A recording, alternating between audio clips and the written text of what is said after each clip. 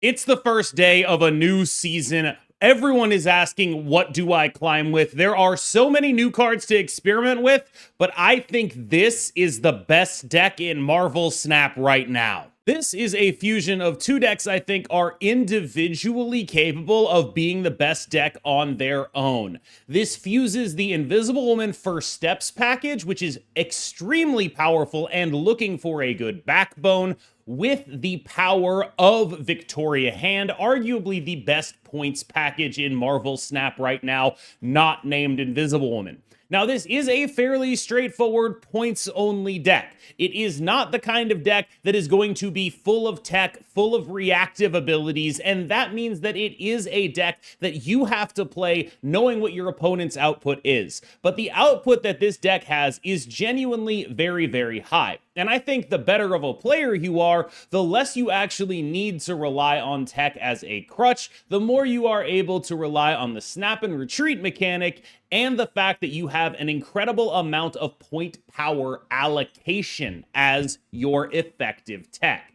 Yes, you could Shang-Chi a lane and you could win there, but what you could also do is play a Havoc that goes to 16, and that's basically a 2 energy Hulk plus 4 power.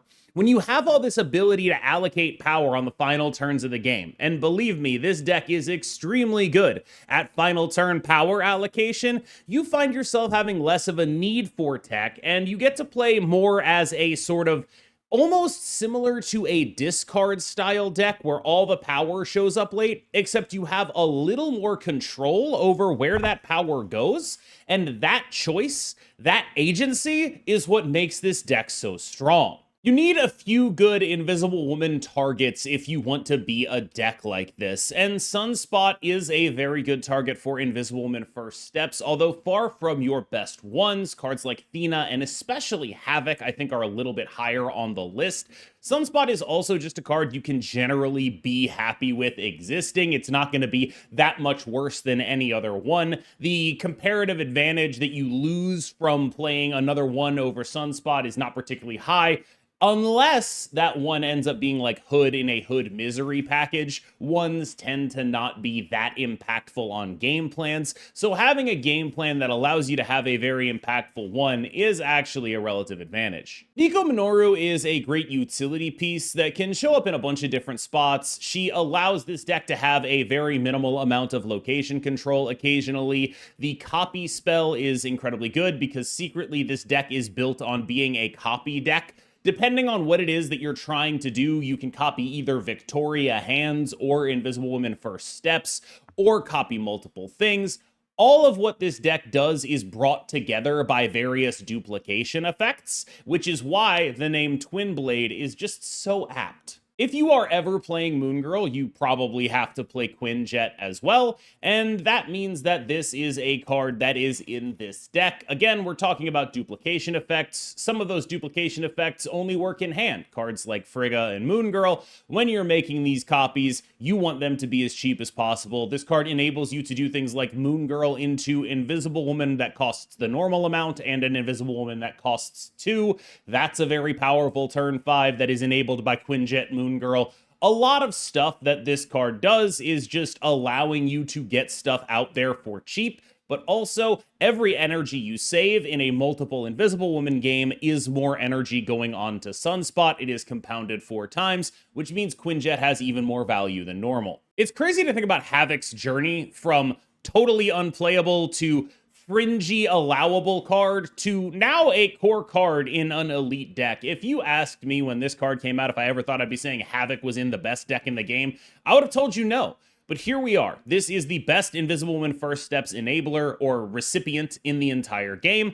You are only able to get, one Havoc up to massive amounts because he will stop eating when there are no more energy left for him to eat. I don't know what the correct way to phrase that is. Energies, no energy left, whatever. The point is, he will eat only out of your max energy. So he will only ever get as big as X6. And if you have multiple Havocs, which this deck does enable you to do remember that they will eat in play order. and their Invisible Woman triggers will trigger in play order. So let's say you are activating 2 Invisible Woman, meaning you get 4 Havoc procs. What that'll do with your normal 6 energy is make one that has 16 power and one that has 8. You really do have to keep that stuff in mind. If you somehow have 3 Invisible Women and 2 Havocs, what that will do is make one that has 24 power and one that has 0, because there will be no energy left for that second Havoc to eat. Athena's a lot less of a surprise than Havoc. Obviously, she's a little bit worse than Havoc because the number on her says 3 instead of 4.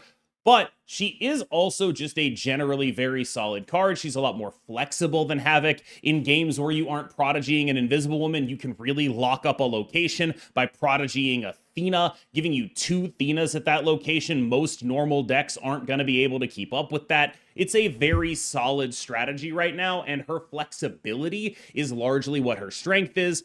Also, this is the kind of thing that lends itself to like very specific final turns. You have these final turns that are you play your Athena, you play your Havoc, you float 2 energy, that 2 energy compounds, it goes on your Sunspot, and that allows you to attack 3 lanes very, very realistically. Weirdly, I don't think this guy is required here. He's honestly a little bit surplus to requirements. We're just running him because he's a very reasonable 2-drop.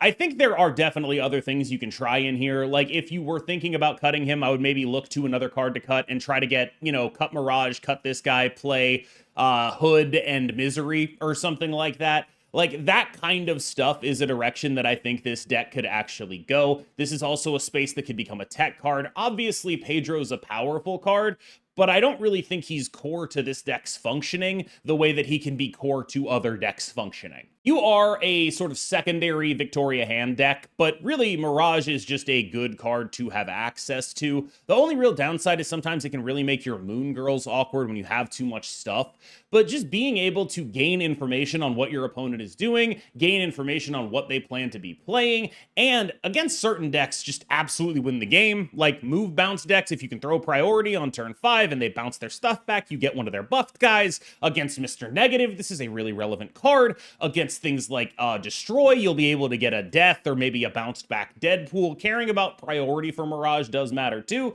but like at baseline, she's just never going to be that bad, right? This is basically a 2-5 with upside if you play the card that she is copying, because you not only have the card that gets the +2 power in her case, but also it gives +2 power from Victoria hand. This is just a really strong card right now, and that 3rd point of power goes a long way towards making it worth including in decks like this. The V-hand package in here is pretty cool because it only ever becomes relevant when you're doing something really stupid with it, like turn 1 Nico, turn 2 V-hand. Oh, it's a copy Nico? Oh, wow, awesome. Turn 3 Frigga, the V-hand. Turn 4 Moon Girl, my handful of V-hands, right? Like, stuff like that. It's just like, even just the baseline, like, V-hand, Frigga, Moon Girl, the fact that it maintains the fact that it's buffing itself is like, that gets pretty stupid pretty fast. And it means that even if you're not doing your Invisible Woman first step stuff, a lot of your like things that go with Invisible Woman first steps, like a Havoc or whatever, are very fine with you just filling up the board with V-hands and like you have a copied Havoc off the Moon Girl too. Moon Girl's pretty key to this strategy here. You are sort of investing in being a V-hand deck, but you are investing in such a way that you have a lot of the high rolls of a V-hand deck. In fact, I feel like I was doing more high rolls in this list because I was minimally invested and my hand wasn't as bricked as often. I was so often able to pull off the high rolls when they were there, and when they weren't there, I was just doing something else anyway. It really felt like a solid way to make this deck work. Another card that really has excelled the more things have released. Like, I often think of, oh, this card will only get better in the future as cope. But I think both with Frigga and with Prodigy, these being such untargeted ways of multiplying powerful effects, they actually have consistently gotten better over time. And I think that is a meaningful difference from like the very targeted ways of multiplying powerful effects, like Absorbing Man, for example, that can only do one kind of copying. Frigga can copy whatever as long as you can play it, right?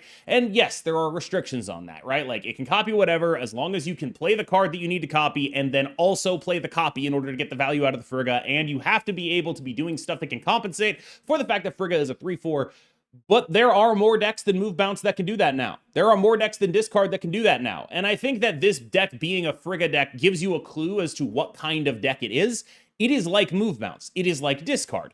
It is one of those decks. It is doing a massive amount of points in very awkward ways, and that is the kind of thing that Frigga really helps bring together. Everything I said about Frigga, also true about Prodigy, just a little bit differently. Like, this is a card that is a multiplier, effectively. It works incredibly well with Invisible Woman First Steps. If you have a Prodigy on an Invisible Woman First Steps, you are able to get X4 on your final turn, end of turns. That's obviously a really strong thing to do. We really like doing that. It's very, very good. And Prodigy is what enables that, but you can also use Prodigy on a Victoria hand. You can use Prodigy on Athena. That kind of flexibility is what allows it to be a powerful card. The fact that you don't have to wait to get the thing. This means that a Prodigy on turn 5 is still very good, whereas a Frigga on turn 5 can be hit or miss if you need to actually have the card you're copying on the board. For example, Invisible Woman First Steps, way better to Prodigy that on 5 than to Frigga it on 5. She's good. She's a good-ass card, and I think that this deck is a deck that really optimizes her by fusing her into a shell that is able to serve as a powerful backbone. I would much rather play this than any of the other Invisible Woman First Steps decks that are focused on like high Evo stuff or a bunch of one-drops with Marvel Boy. I think this is the way to go. Moon Girl helps glue it all together. She allows you to get another way at getting multiple Invisible Woman First Steps down, which you can do with Quinjet. She allows you to have these massive Victoria hand high rolls. She fuses these two archetypes together in a really powerful way, and I'm just overjoyed that I get to play Moon Girl for once in ever since the beta. All right, y'all, thank you so much for watching. As always, I've been KMBest. You've been phenomenal, and I will see you in the next one. Thank you, as always, to everyone who makes it this far in the video. Remember to like and comment and subscribe. I will see you in the next one. Possible I fucked up in the way in which I approached that.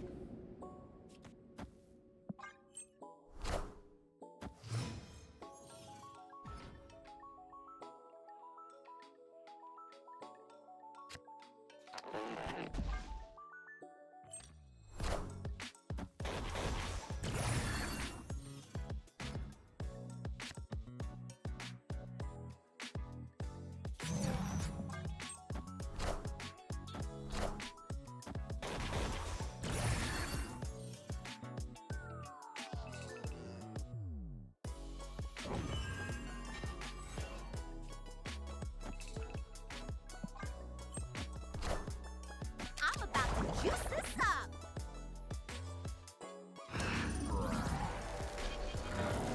Well, that's bad.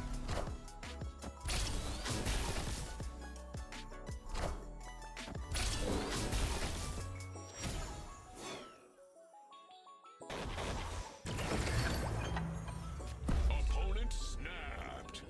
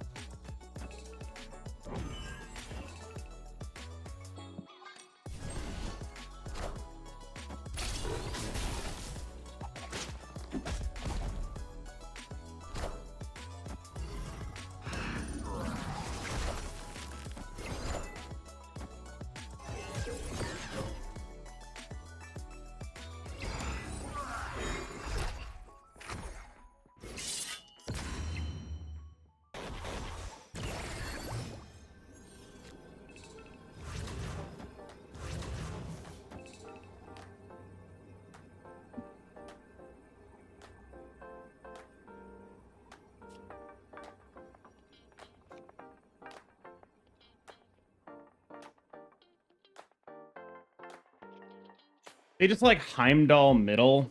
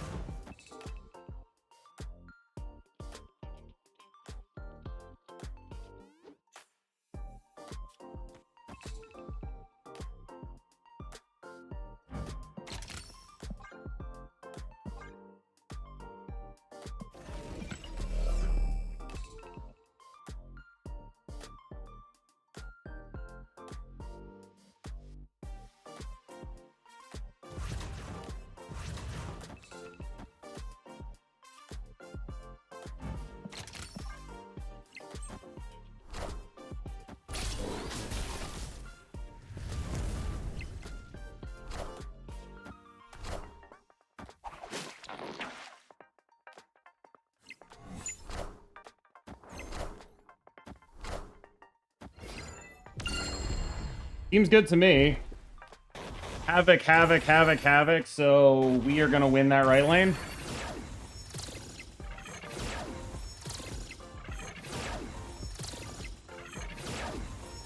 Works. Love it. Victory. Did we not go to 21 and they are capped at 18? Negasonic. Ah, that'll do it. Get Iron Man. Ah.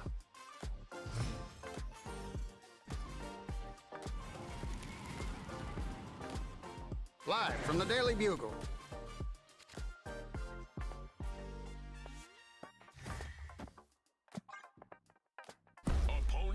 Snapped. Yeah, I mean, I'll stick around. I always have bar sinister fucking dumb bullshit, right?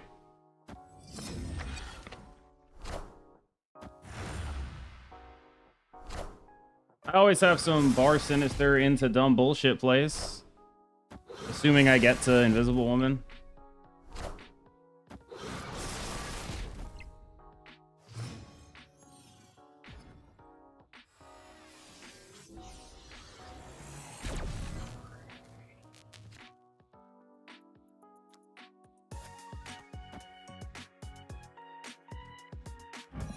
Okay, this is pretty funny. We're gonna make their death super cheap.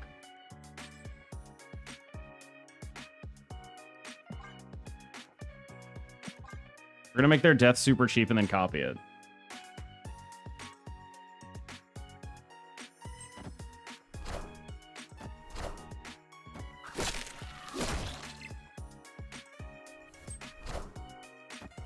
That was 3 cards.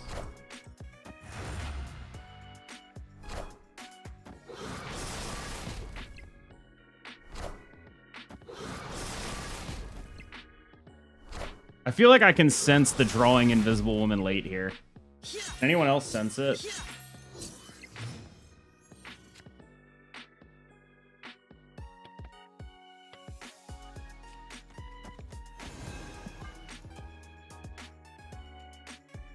My sensors are tingling.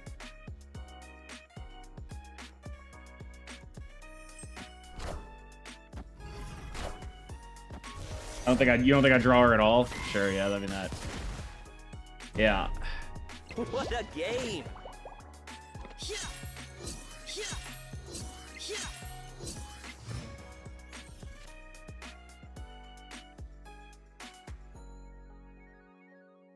Correct on that not drawing her at all play.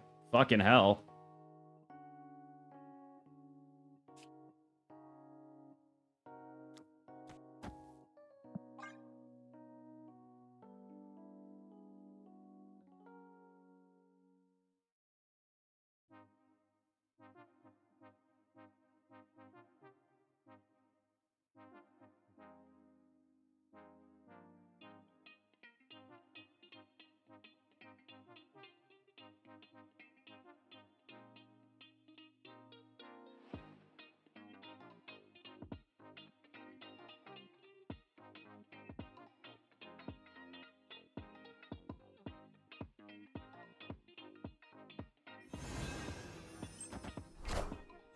I'm about to juice this up.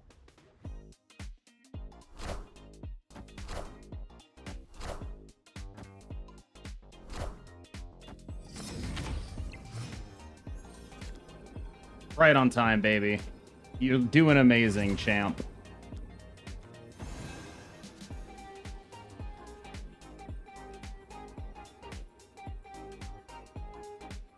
Does this ever win? I'm assuming they're clearing this up for a null. Havoc is 4 with 3 Victoria hand buffs. He's an additional 10. Ina is 3, so we're adding 13 to the middle. If they literally just play null, we win, I guess.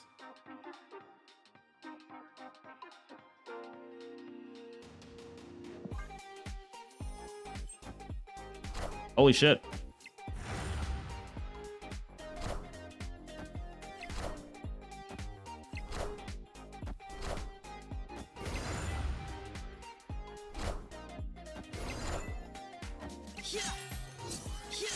Look at that. They're calling me Mr. Copestay. They're calling me the king of Copestays. Pretty straightforward game there, I think.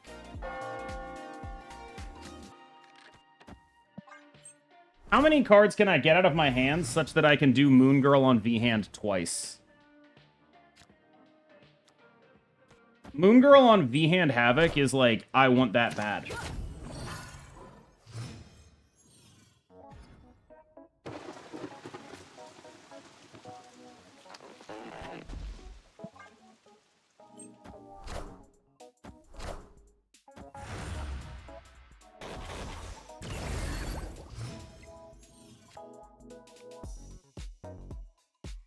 I don't get it.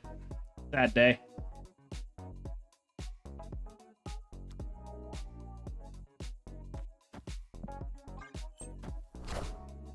I'm about to juice this up.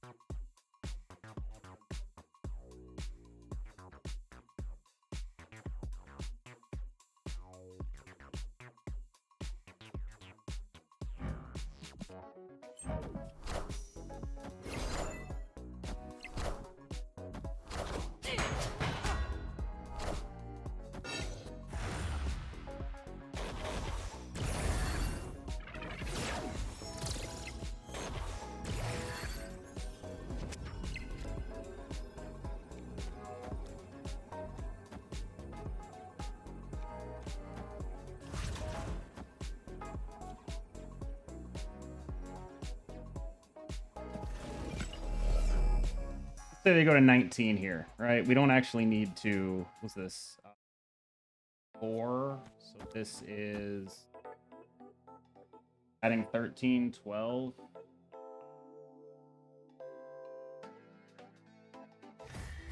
They're snapping me. Boy, I'm not sure I understand this one. Do I snap back?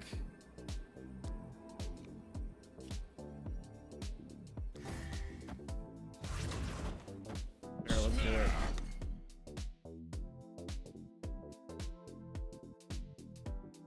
Wait, hold on. Wrong. 1, 2, 3.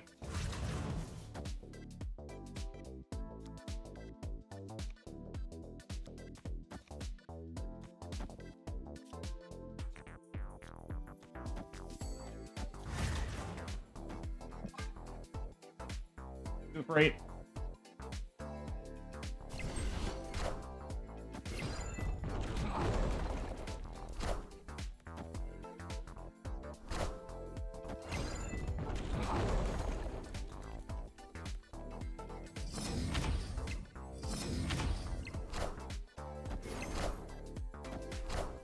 Big Brood. Big Sage. No dice. No dice. They didn't even... They fucking almost lost the middle. Christ. Able to play. Can someone explain to me what it was that they did there that allowed them to play all that shit? Fastos? It seems crazy that Fastos would work that well, but I guess it does.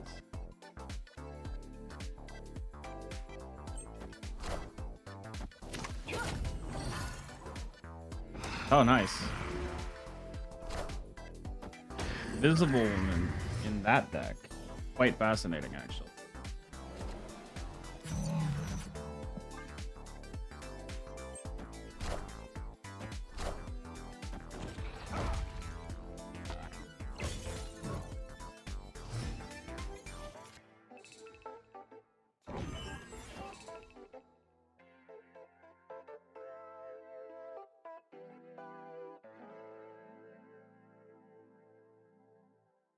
I still have priority. They're gonna get rid of this, right?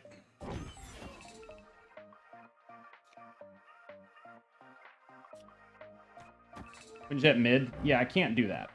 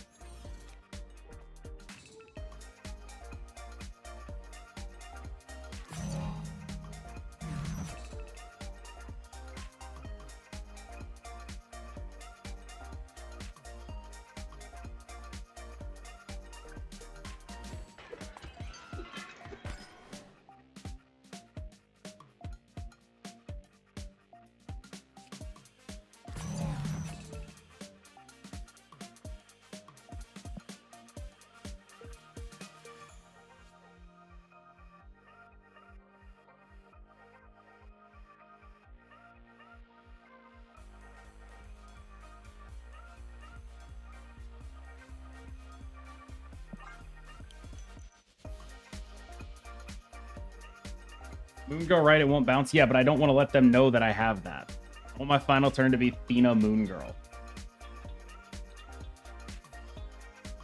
If I Thena now, then I won't be able to play a card next turn. See the problem, right?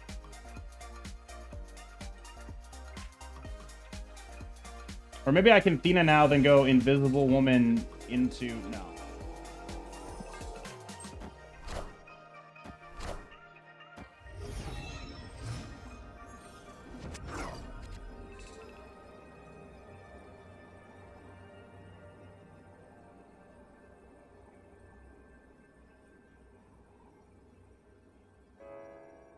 I hope that's not SK. I feel like it's gotta be SK. I feel like that's gotta be an SK.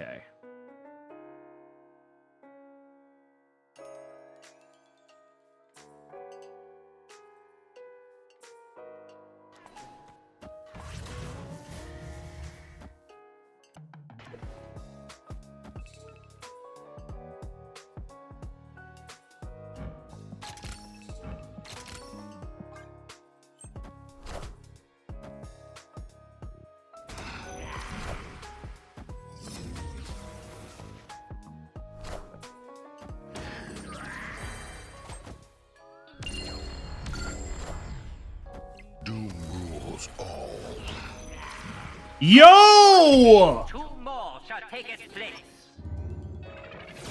Yo!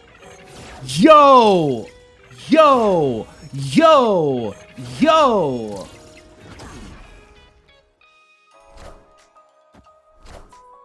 I want the throne. Yo! We were so fucked. We were so dead that game. Need just a bit on that redeem, if you don't mind.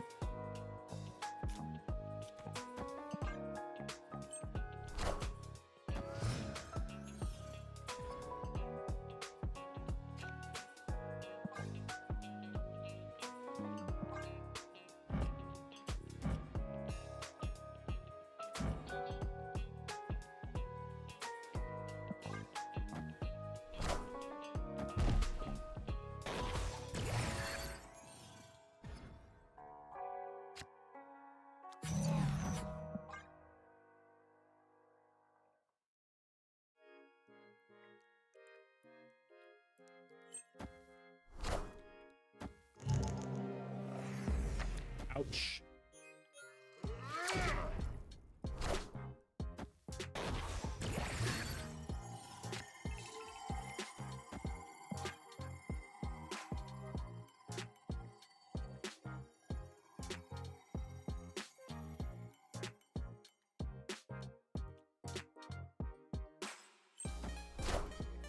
I'm about to juice this up.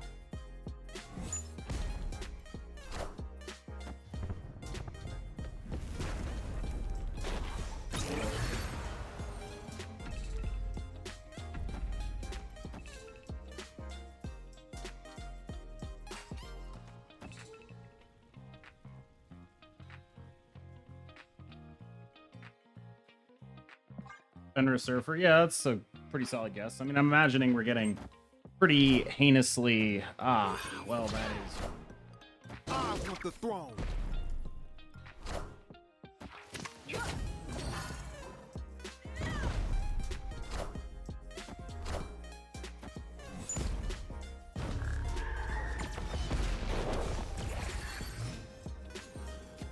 Interesting.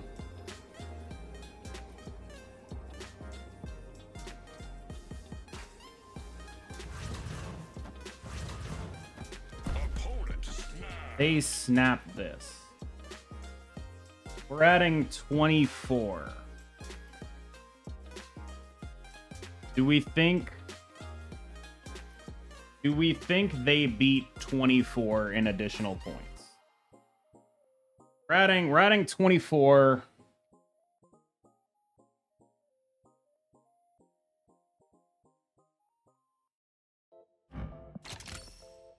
They have a brood, yeah.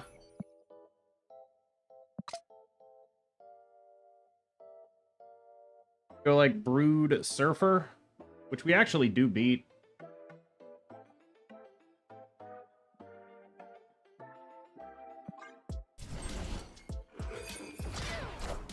I activated her, right?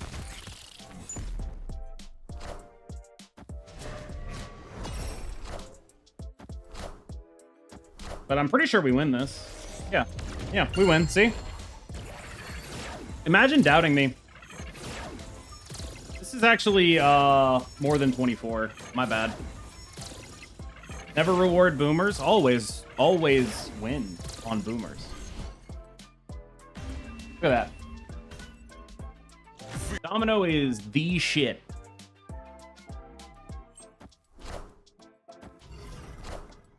Ugh.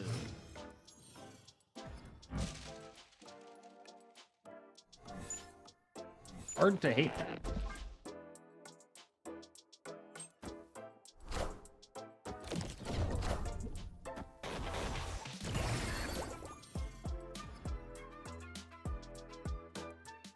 Fascinating.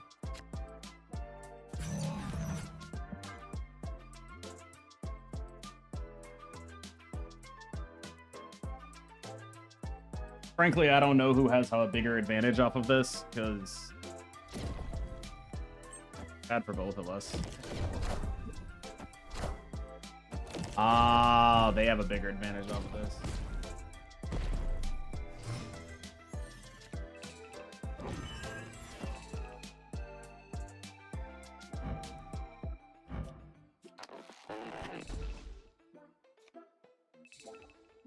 How do I want to handle it? Because, like, I can go for the IW, but I could also go for the V hand.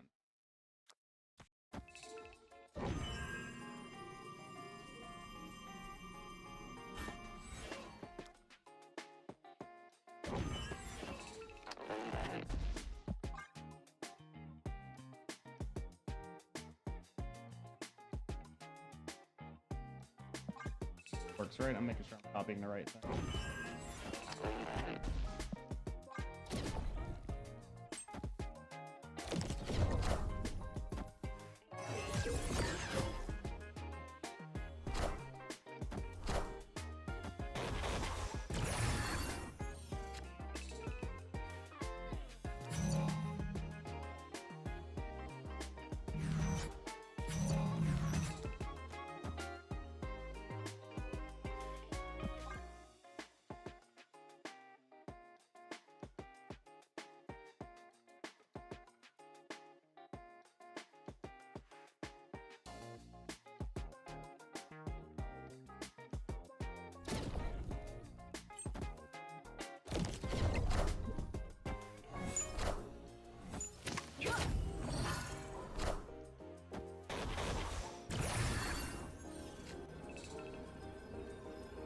How's this work if I activate it with priority? Does the Spider-Man 2099 kill it?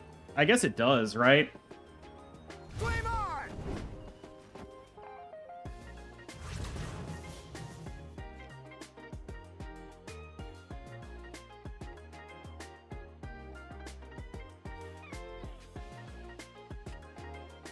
Movers go before activate. Yeah. I'm really wondering about this shit.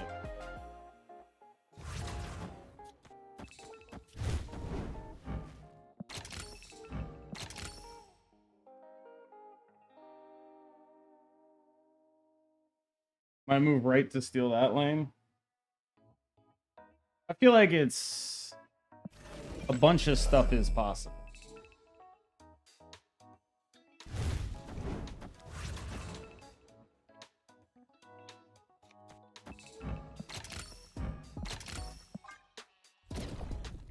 But if I were them, I would do the other.